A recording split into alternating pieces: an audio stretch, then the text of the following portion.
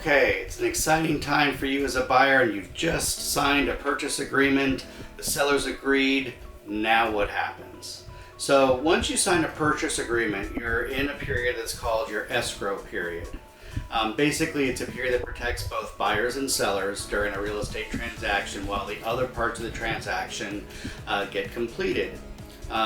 Basically, it means that a third party controls payments between you and the seller in a separate account, and they'll only release funds once both you and the seller meet the terms of the contract agreement. Okay? And obviously, if you have a realtor, they're going to help you through this process.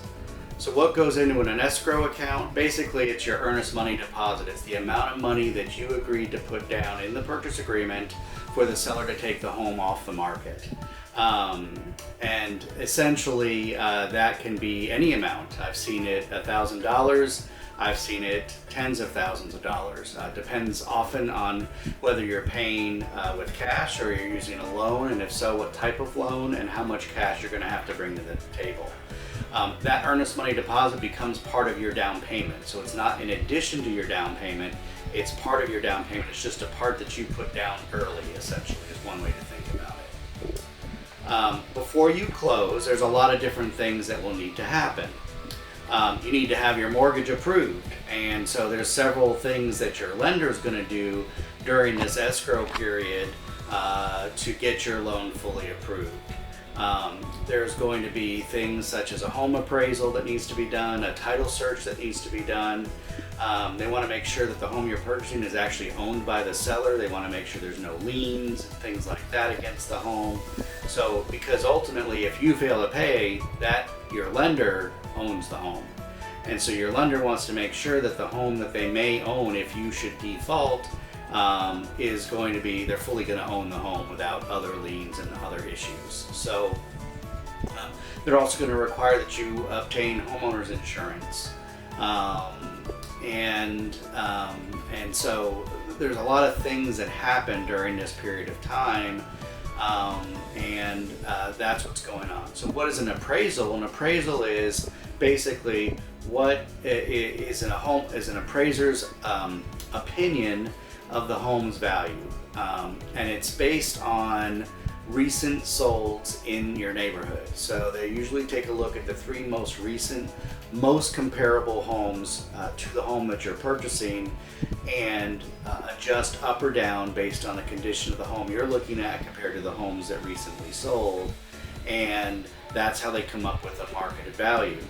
If the home meets the contract price, if the appraised value meets the contract price, everything's good. If the home actually appraises more, then as the buyer, you win. You actually walk away with some, with basically you have some money.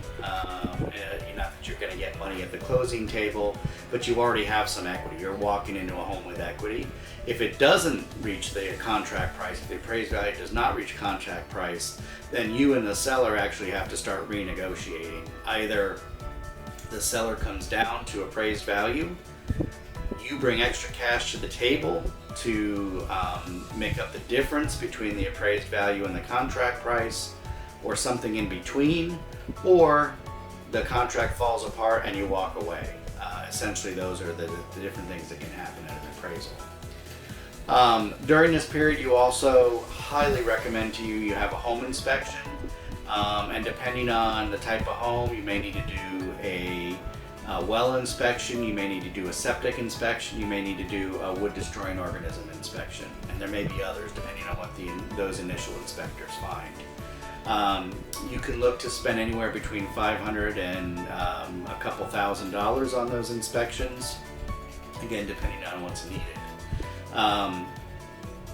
You definitely want to have the general home inspection. They'll also do what's called a 4-point and a wind mitigation.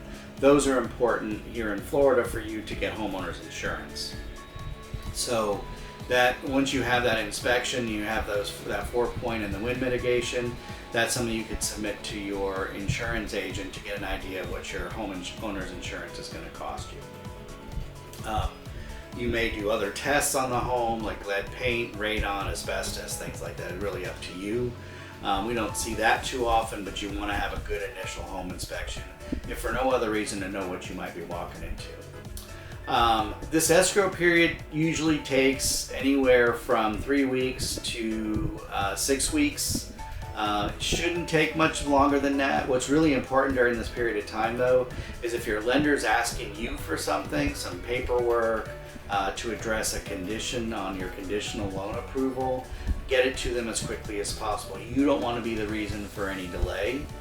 Sometimes things take longer. It just is what it is. I know in the pandemic market, appraisals took a long time, so sometimes that held up inspections or held up closings.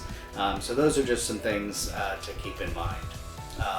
And then at closing, what happens is you basically sign documents. Essentially, the way I summarize these documents is what they all say is if you pay, you stay. If you don't, you go. You get kicked out. And essentially, you get foreclosed on. So most of the documents are related to the loan. Some are related to the title and the deed that you'll be getting to the home. So that's a little bit about what happens between signing the contract and actually closing on the home. If there's other things that I can answer for you about the home purchasing process, please reach out to me. I'd love to help. And if you are thinking of purchasing a home, let's set up a time to talk. I'd love to help you and walk you through the process for your situation. And remember, you can't miss with Chris. Have a great day, everybody.